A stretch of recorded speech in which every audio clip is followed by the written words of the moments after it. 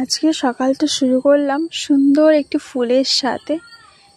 তো দেখুন ফুলের রংটা কিন্তু কি সুন্দর, আর গাছ ভর্তি হয়ে কিন্তু ফুলটা হয়েছে।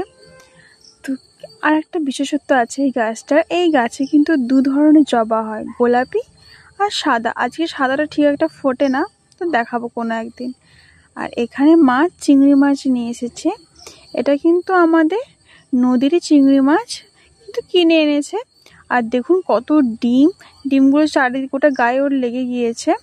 তো দেখুন কত বড় বড় সাইজে। আর সাথে কিছু ভেনামি চিংড়িও এনেছিল। আর এখানে মাছ রাখা হয়েছে, আর এপাশে কিট্টুর অবস্থা তো দেখুন শুধু, ও কি করছে শুধু দেখে এখন নিজেকে স্থির রাখতেই পারছে না। আর বিকেলবেলা একটু রাস্তার ধারে বসেছিলাম, সামনের পরিবেশটা দেখুন কত সুন্দর লাগছে। কালকে বৃষ্টি হয়ে এই পরিবেশটা অন্যরকম এক ছিল, আজ আর এক রকম শান্ত, ধীর, স্থির। আমাদের জীবনের মতো কখনো ঝড়, কখনো শান্ত। জীবনে যেরকম সব কিছু একসাথে বয়ে যায়, ঠিক পরিবেশেরও দেখুন তাই একই।